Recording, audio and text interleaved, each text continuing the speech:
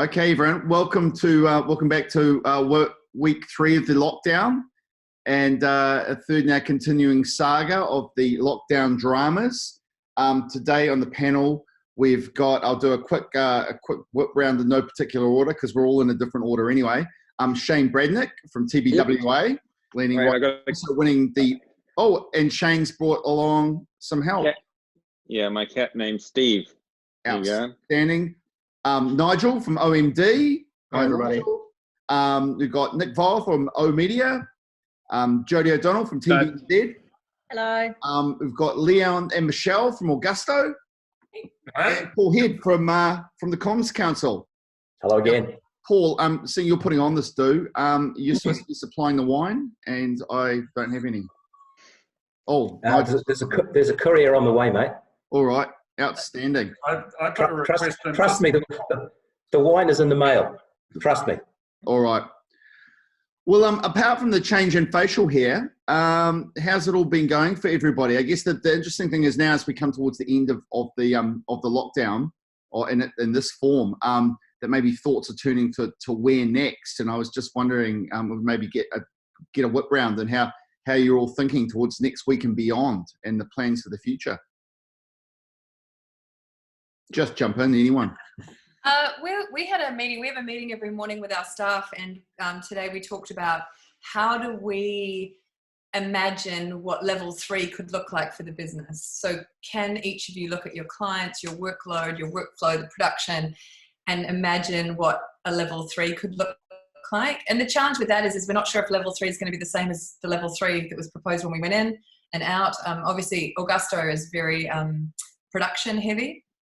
So I imagine the ability for us to do some production in a safe way will have a big impact on our business for sure, as it did when we had to stop.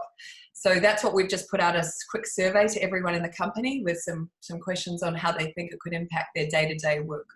Mm-hmm. We'll see what comes back. There was an article that came out this afternoon talking about exactly that, Michelle. And it was framed up as a move from essential to safe was the directive. So we've just had a bit of a chinwag about that as well, and tried to understand the same sort of things, right? So group by group, client by client, what does essential to safe look like for you guys, and therefore what does it mean for us? So starting backwards, in an ad agency, media agency, in a call center. It's not safe for anybody ever. So we'll be working from home, I suspect, still, for sure. But then we have a whole bunch of clients that, for example, might be able to manufacture safely, some social distancing, etc. And then various retail stores that can open. And then the ones that we all want to open, like the hairdressers, probably won't. So those sorts of things, yeah. Yeah, your haircut's looking good, Nige. Yeah, you look great, man. Yeah, great, looking great. I think the weird thing about like sort of done, though. level 3. Yeah, no, mine good.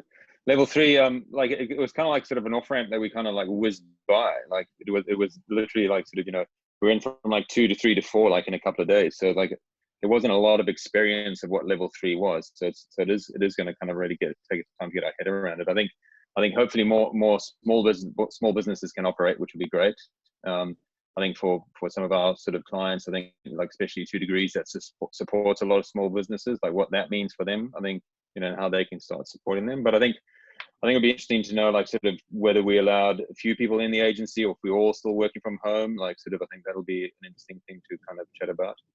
I think there'll be I think hopefully it'll just bring some sort of psychological and emotional relief for everyone as well. Like, I think that'll add some positivity and I guess just a little bit of confidence back into people that there is like some progress, because I think it's really hard to even know where it's all going to end. So like, I think we'll have a plan of what we kind of want to do, but it's like navigating this like almost like point by point as opposed to really having a straight line. So I'm kind of looking forward to like the positive, like emotional and like sort of mental availability would be good.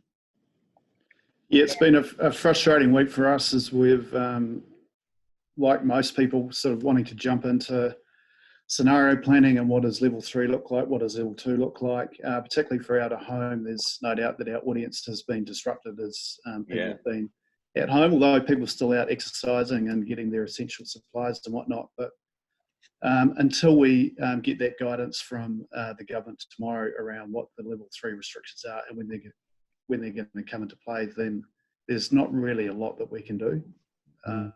So, for us, it's key to understand, well, what does that mean in terms of audience? What are people going to be doing? Will schools be back? Will only some schools be back? Will universities be back? Restaurants, cafes, will they be open? Will people be out and about? And then, like everyone, what does that mean for our staff? Or we'll be at 50% staff. Our guys are yearning to get back together and have some social contact. But excuse me, guys. You just heard that rude knocking at the door. That was Justin Mode, who's just arrived. Right. You're late, Justin, and all the wine's gone. Paul didn't cater enough wine, so we've all run out. But we're just talking about plans for all heading back into the new level 3 and what it could all mean for us. And welcome along, by the way. Thanks for pointing out my tardiness and rudeness, mate. That's awesome. That's brilliant. Excellent. Thank you. Good job. Sorry, guys. How you doing, man? No worries. Yeah, okay, good. Welcome. Don't you think one of the things, for all it's, this Zooming and meeting and stuff, isolation, it's actually going to be nice. Well, I think we're all kind of are looking forward to actually having face-to-face meetings and getting back to a little bit of human interaction again as well. Everybody said week 3 was going to be hard for people that were kind of internationally going through isolation before us. And I didn't really see that, but this is kind of deep, dark week 3. It is tough. Everybody's tired. Everybody's working. I think everybody's working harder than almost they ever have. Everybody I'm talking to is on Zoom all day. And we talked about at the start of this working from home. I don't think we are. I think we're living at work. And there's no opportunity to delineate. So I think week 3 is kind of living up to its promise of being tough. I know my team is certainly feeling it. I'm feeling it. I can't wait for some social interaction. I can't wait to get out and go to the pub and have a beer, or just catch up with a mate, or go out for dinner, or do all those things that hopefully on level 3 will feel a bit more normal. From a business point of view, the Comms Council has focused over the last 3 weeks on pivoting to do stuff like this, provide connection. We've done a lot of work with government around supporting local media. Going forward, I think when I think about the future of the Comms Council and what we'll be doing, we're going to look like quite a different organisation, I think, probably for the next 12 months. We won't be doing as much face-to-face training as we've done. That's pretty evident. There has to be real question marks over some of the awards programs and the scale that we run them on. Even if we're in a position to have the physical contact, I think agencies may have more important things to do than write entries for awards programs. So we're kind of looking at, well, where do we go? What do we do next? And I think probably from an industry point of view, the most important thing we can start to do is do all we can and work with the partners we've got to encourage and create an environment where clients want to spend again. We've as an industry done a lot of work over the last few years to convince clients on the power of advertising. There's a lot of conversations at the moment on the need to continue to advertise through a recession. The clients I'm talking to are going, actually, I understand that. Give me some tools to help me sell that up the chain in my organisation to my board, who is perhaps feeling a little reticent at this stage about kind of committing to marketing spend before the world settles down. So I think as an industry, we've got a collective job to do to convince clients that they need to be advertising, that there is value in it, and actually we are a driver of the economy. I think there's a big caveat on that, Paul. Like the sort of steer that we're giving our clients is a if you can, right? So if you're in a position where you can make the most of of that sort of environment, then yeah, get amongst it. Absolutely, kind of goes without saying. There are horses for courses, and there will be clients that will be out of the market for much more than 12 months, I would have thought. But that'll be sector specific. There are some sectors that clearly will be out of the market for a very long time. Yeah, I was just going to touch on that to say, I'm personally super excited about whatever level 3, looks like. But I kind of think about, how we return our business, or how we all return to our business, and what, the plans that we have in place are quite structured in terms of content that can start to be produced again, programs that can actually start to be, created and developed again. But I think a bit more long term, like you were saying, Paul, it's the resilience that we've experienced over the last couple of weeks is actually going to be super important going forward. I think about the, overused terms or phrases, maybe like growth mindset, but things like that around how we need to kind of lead our teams and our people to get through what is going to be a really different industry. And lots of businesses are going to look really different in terms of size, scale, capability, but also the way that we interact with each other. I personally am so missing being with people, just having conversations with people, and you can get away with it on Zoom, but it's just not the same, So I'm totally, I'm excited about whatever level 3 is. I think we just need some certainty around that. I think everyone's just looking for a little bit of certainty. So that's kind of, I suppose, what I think about the next week or the next 2 weeks would look like. I reckon we're going to have this really funny thing, like where everyone wants to go to the office. And we're still going to have have A and B teams, or or split the office and have half and half. There'll be some sort of rule like that, right? But I reckon we're going to have people sneaking into work. They're going to be like, no, I want to be in there. It's easy with them there. I love the conversation. It's bizarre. My job is essential. Yeah.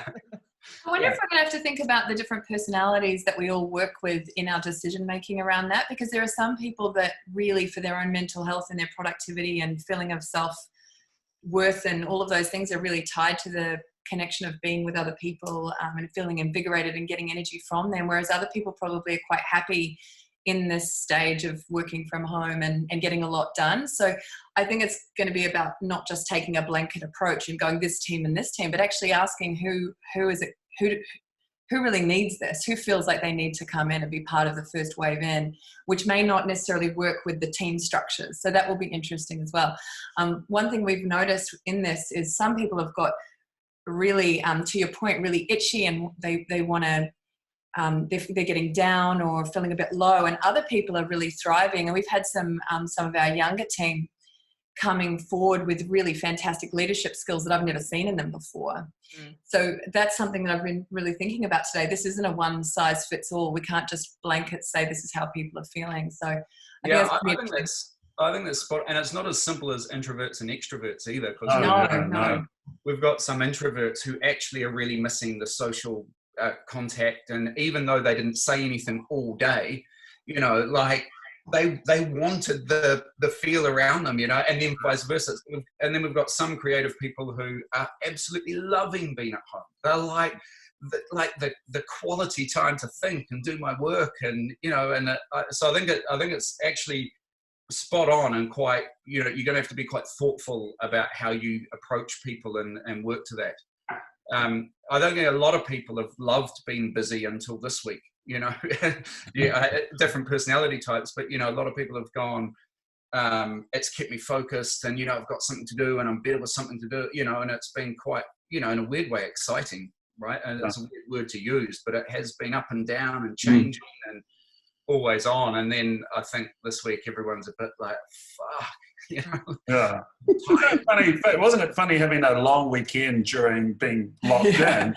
And it kind of, it didn't feel any different because you're in the same four walls, but it actually was kind of like being able to quiet the emails for, 4 days, of those of us that could.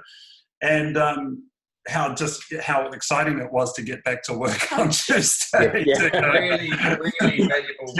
Well, I think the point is that, the 4 days felt like about 4 weeks. Oh my God! Yeah. So the question was, where are you going for Easter? Well, I'm tossing up between the bedroom and the lounge.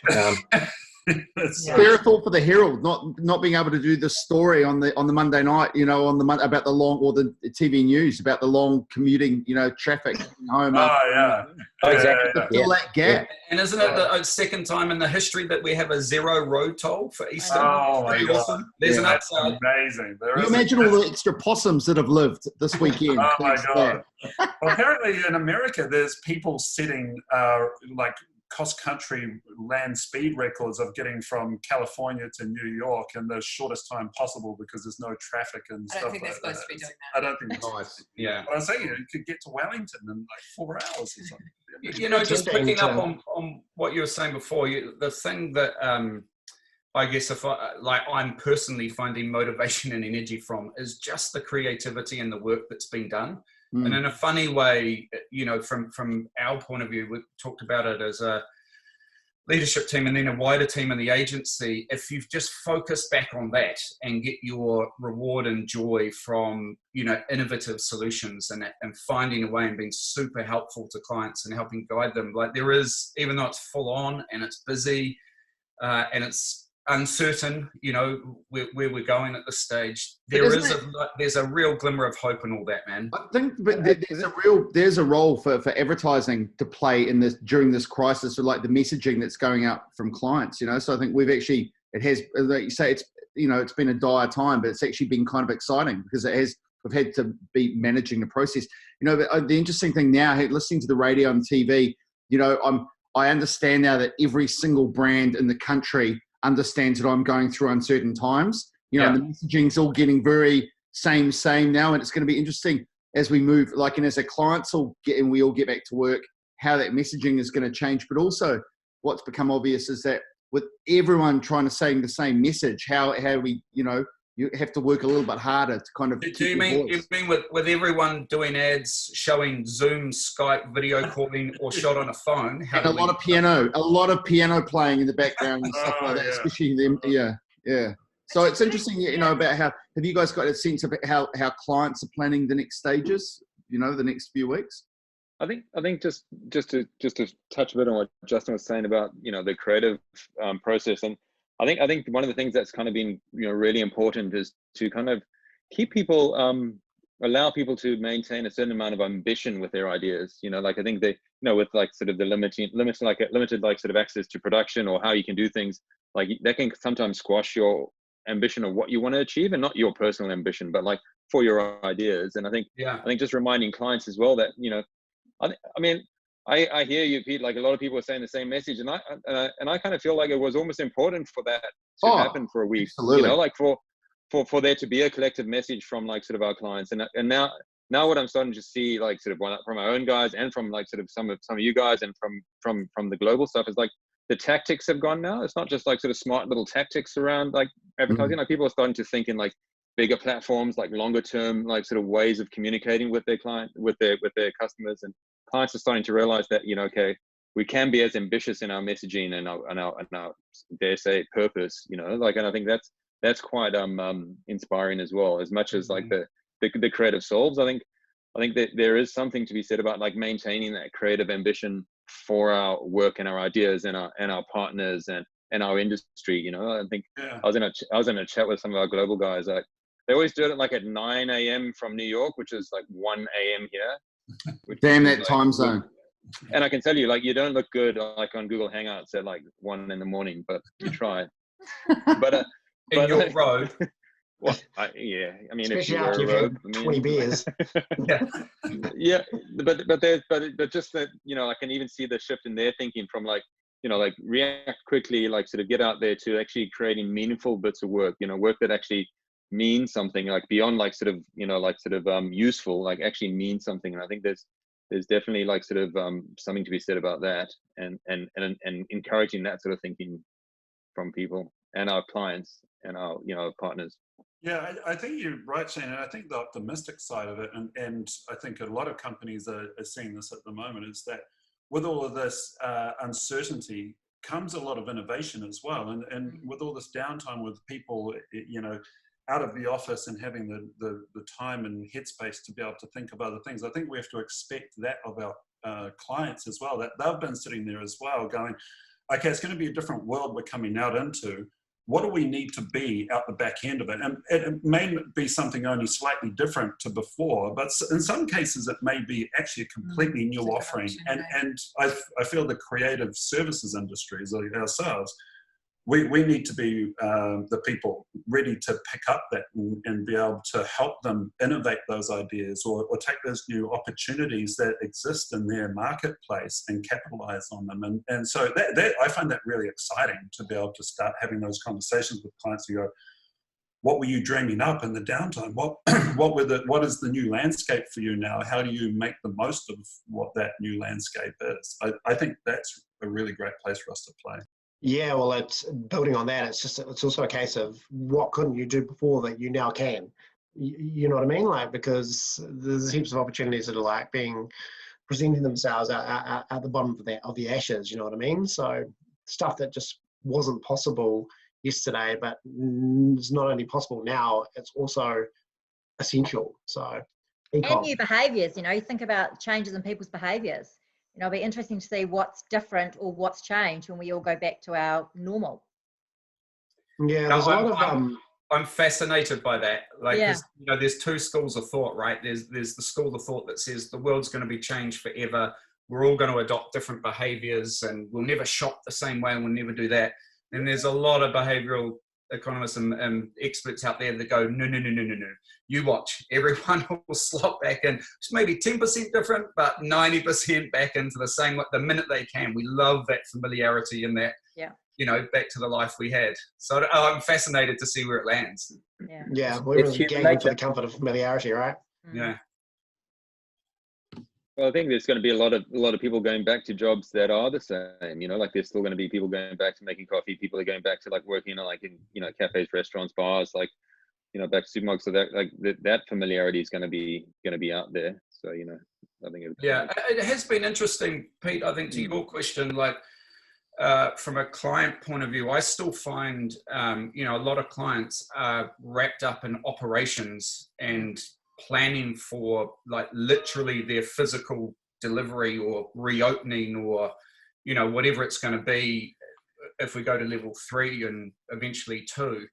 And so I agree with what everyone's saying. Like, as an industry, the thinking that we can do without encumbering them entirely with it, but actually project forward and think what is going to change, what isn't, what they could be as a company or couldn't be, and applying some creativity to that in a way that you're working with them still, but actually leaving them a little bit to focus on that, but coming in at the right moment to help guide them forward. I mean, that's an even more valuable role for us. Absolutely. Yeah, it is. And look, one of the things, and a couple of you've sat or sit around my board table. One of the things we've talked about as an organisation for a long time is how we move agencies back up the value chain within the organisation and have those more strategic discussions about innovation in the organisation, as opposed to just kind of getting the comms bit at the end of the marketing process or the organisational value chain. And I think you're absolutely right, Justin. This is an opportunity for us to do that. Yeah, that's one of our observations, is that our more senior leaders are literally working around the clock at the moment because they're getting more involved in many more conversations and going a lot deeper because they need to. It's where we need the more experienced heads to be more involved to help guide that transition through to the reimagination phase. Yeah, as someone who's now definitely old, according to my kids, I'm glad that wisdom and experience is back, baby. Not just cheap and fast, right? Actual thinking. I don't know, Justin. I've been watching you. You've been pretty sort of active on TikTok. So be nice, mate. Be nice.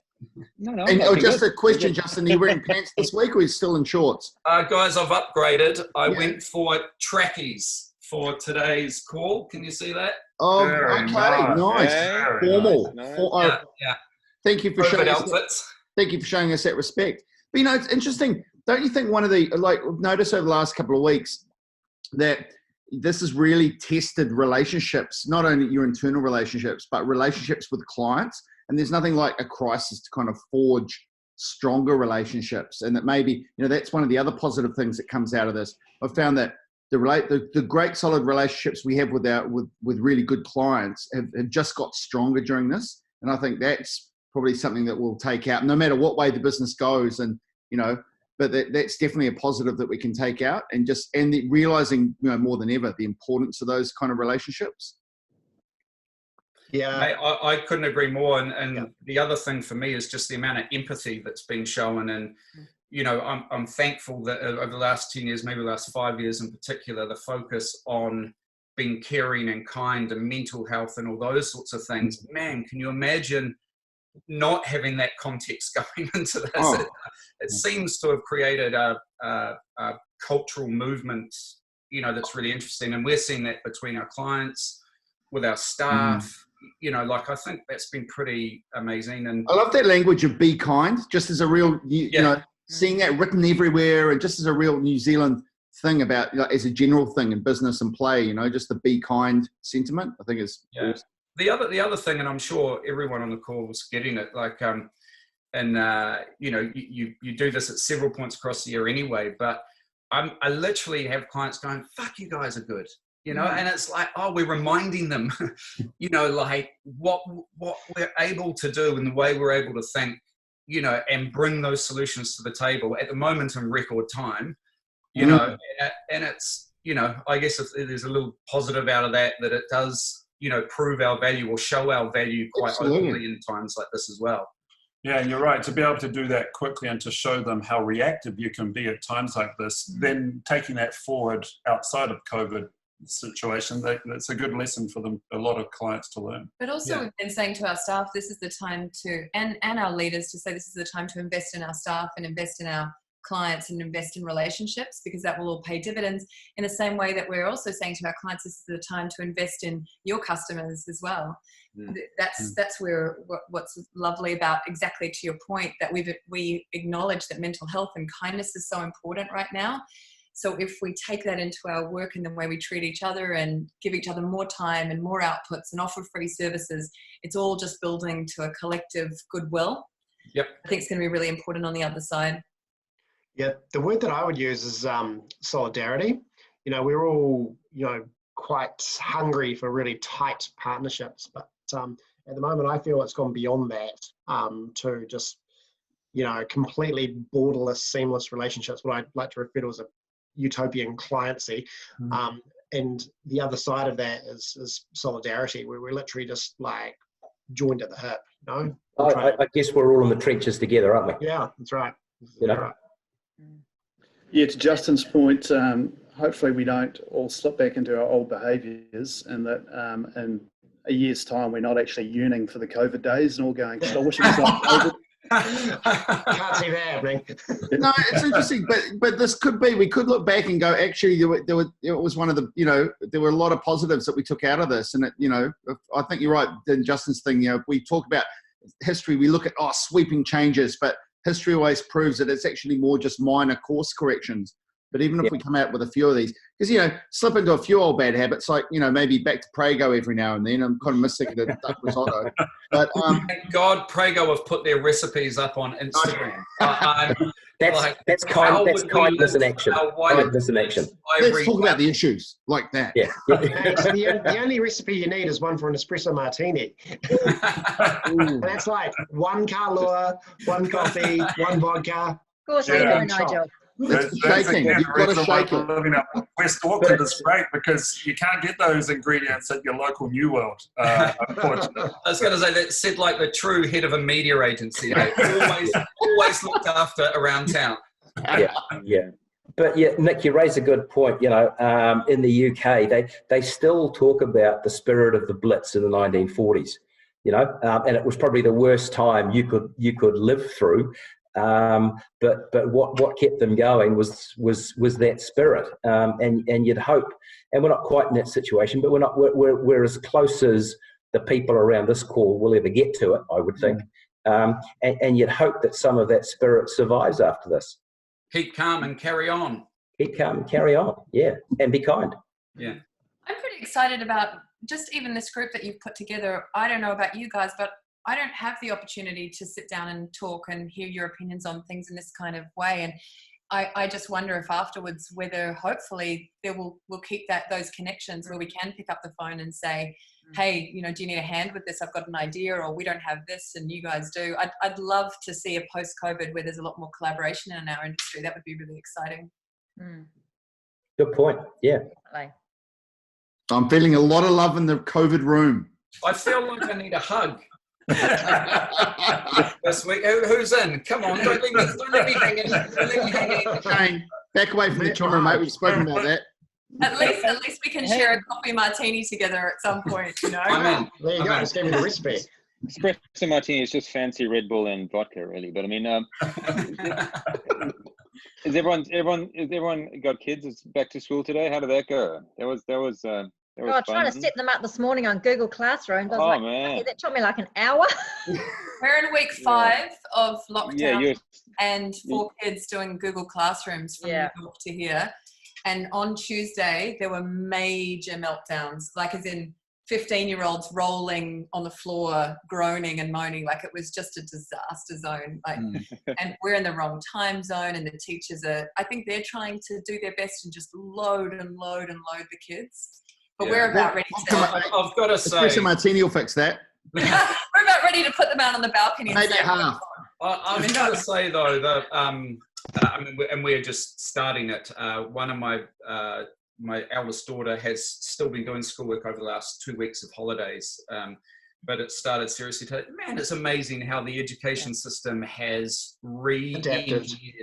Yeah, amazing. Do that. My daughter gets a lesson plan sent every morning. Yeah. In the same order of subjects she had. You know, she's got email conversations happening with her teachers, video sections of the day to phone into, and I'm like, fuck, man, that was fast, and that is really good. I think the education sector is actually not getting enough praise as it is, because, I mean, everybody goes out and claps it, you know, in the afternoon for the essential workers, and it's because they're having to go to the front line, which is really scary. But from what we've seen, both here and in the States, I mean, what the education sector have had to put up with overnight being an online education system. If you were to do that, if you were to make that decision as a nation, that would take years of planning and bureaucracy. Especially when they're not known for being fast moving. Like, we have a teacher this morning we spoke to in New York who's happy to stay right late into the evening every day to help our kids individually with their lessons. Yeah. Like, that's just to be fair, they've got nothing else to do. Don't want to praise them too much. No, it's been absolutely remarkable. I'm not sure they understand the pressure for like, you know, parents to do that homeschooling as well at the same time. So it'll be interesting to see how long we can take. I think that part of the changes to the level 3 lockdown is that the government will say that parents get to go back to work first. So, and those people without kids probably have to stay at home. I do think, I mean, it's one of the, I mean, everyone's dealing with it differently, and I'm not saying one group feels it more than the other, but I as a parent myself, I have particular empathy for the people in my team with kids. You know, it is full on, you know, and they're doing just what I'm doing, which is juggling 3 kids and work and calls and trying to stay ahead of this whole thing. And it's you know, it's tricky. Particularly, I think, with young kids, you know, so people in your teams that have, you know, toddler children that don't understand they can go and sit somewhere else and do something. I think that's what we've had to found. We've just tried to support people to say, if you want to do your work at 9 o'clock at night because that's the best time to do it, then you do it then. Yeah, you know, don't feel the pressure to do it during the day. Yeah, we've said the same. We've literally just said to people, do what you can do. Yeah. Just do what you can do. Yeah, well, mine are teenagers, which of course are inherently useless by definition, except that we've discovered that they've taken a likening to cooking. Awesome. I give them a HelloFresh box, and they're like they're always fighting each other, but now they're fighting each other to do the cooking. Not only are they doing the cooking, but last night said teenager, you know, was hoovering down copious amounts of pumpkin and the dish that he cooked, which would never ever happen in a cold month. And I was like, so many benefits. I need a creative Our outlet. teenagers are actually isolating from isolation. We've seen them at dinner time. They come out of their room. I said to them, it'd be like being in jail. You know, you get to come out of your cell for dinner and then go back in there. So Yeah, well, our observation of that is that post-COVID, you're never going to see more fit parents Yeah. and more pasty whites, unfit teenagers than you ever had before. And a whole lot of overwalked dogs. Yeah. Like just fucking twice today, Dad? Really? Family biking's a thing now. It seems like everyone's like sort of on bikes. Gangs of families on bikes, I know. Yeah, I know. Yeah. We got a patch. I've got a patch in my shirt. This is our family patch. Ah. Yeah. You guys are good. We only taught our kids how to play Texas Fold'em. The grip is worked out. That's good. Did you win any money off them? We don't have any Life bikes, skill. but we've got some card games and poker chips. So Yeah. I'll cheer you up. But that's an interesting question. Like, I mean, just it'd be good to get everyone's point of view on, like, particularly for our sort of some of our clients, but also just how New Zealand might cope, like, with the lack of sport over the next couple of years. I mean, like, from what I can hear, if they keep our borders closed, like, I mean, rugby, international rugby, cricket, like, it'd be interesting to kind of know what's going to happen there. It'll me and destroy our our national psyche. leagues will be great, Yeah. So if you think about our local cricket team will be phenomenal, they won't be going off to any international tests or anything. It'll destroy our psyche, Shane. Like, we need to perform on the world stage and win. It's part of endorsing us as a nation. What are we going to do? You're just going to have like an A team and B team and just like have them beat the other team like all the time. Imagine a domestic season. Imagine if just national rugby competition with all the All Blacks in it. Be amazing. Well, we might all start supporting the Blues again. Wow. Whoa. Hey, Jody, you ruined the vibe. Well, I tell you what, esports is going to. We better start investing in educating some esports players. The New Zealand esports, players need to take us on the stage. I watched about a 7-minute movie on Instagram of like sort of a guy racing marbles the other day. It was I heard about that. People were super getting into it. It's like super going for the blue marble, who like sort of like got overtaken and then like came back at the end. It was like it had everything in it. Like I quite like the gherkin racing that the ACC did on the ground. Have a look at that. That was innovative. I reckon though it's another classic example of the situation is forcing innovation, right? I hear that there's potentially going to be a quick fire 6-week competition based in Sydney, ABs, Pumas, South Africa and Australia. That sounds fucking awesome. I totally agree. Every week going at it. Someone said, here in New Zealand, they'll do a North Island versus South Island rugby match again, which we haven't had for like 10 years. Let's get the league team to play the rugby team. But the really exciting bit is the financial necessities that all businesses are going to find themselves means that things like that sporting solution, people are going to be looking for ways to generate revenue and recoup the losses. And I think the benefit is, that the sport is just the start. I think we're going to see that across the board in business in general. I think the turnaround, I think we'll be in for a really busy second half of the year because I think this isn't like the GFC. I think you'll find everybody is on the same page. Everyone's ready to go from the workers all the way to the top. And I think everyone is going to be just trying to work out ways to just get business and life happening again. So, and with sport, I think you're right. It's like things that opens up a whole new world of sponsorship opportunities for people to get, behind sponsorship in a new way. If there's new sports and new tournaments and the desperation of the organising bodies allowing brands to do stuff that previously they've been like, no way, we don't do that. Be like, yeah, sure, bring it on. Is there money involved? Yeah, you can do that. Go for it. Are you meaning that NZR might be easy to work with? How big is this pandemic? Is it, we so many of our clients are sport related, right? Like it's been so interesting for us. Leon was with the Brooklyn Nets in New York when they got the phone call that the whole season had stopped.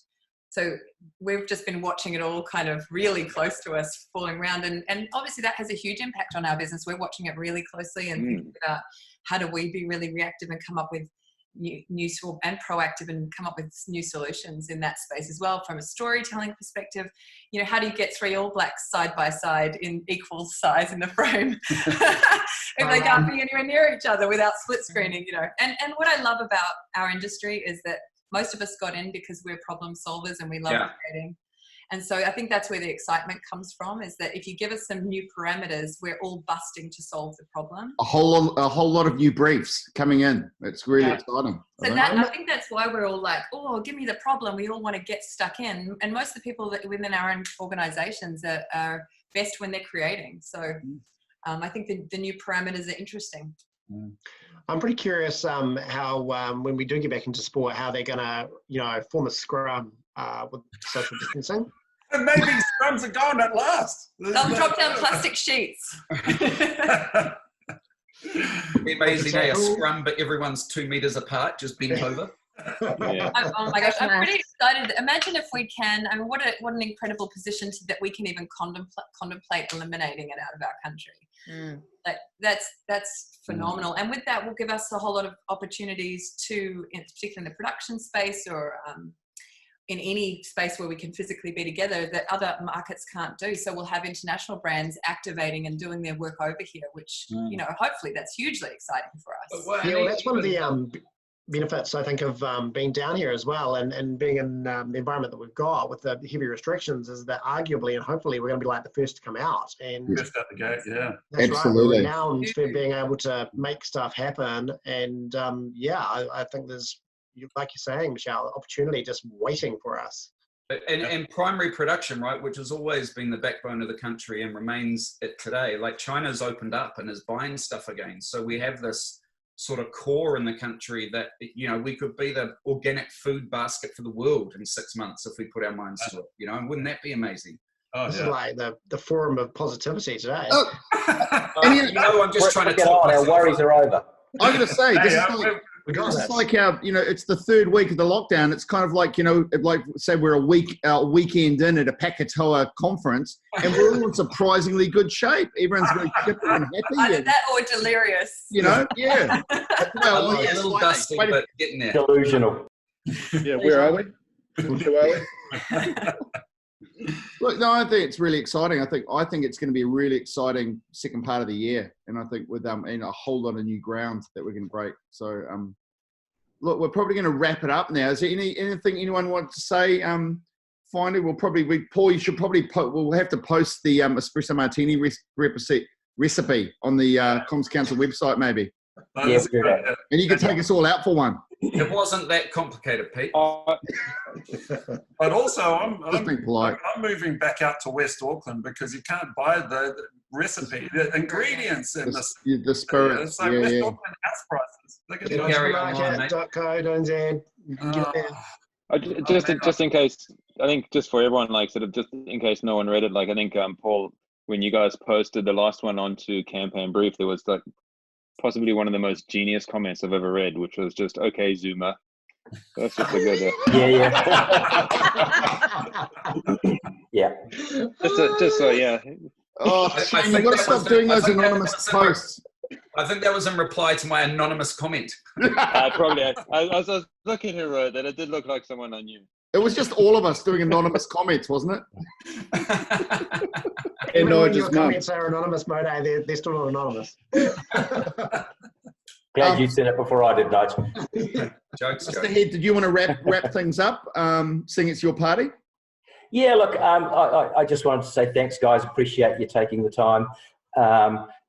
As Tash said at the beginning, we've had lots of views. We've had lots of great feedback. This is really just about sharing connection, talking about the issues we're facing.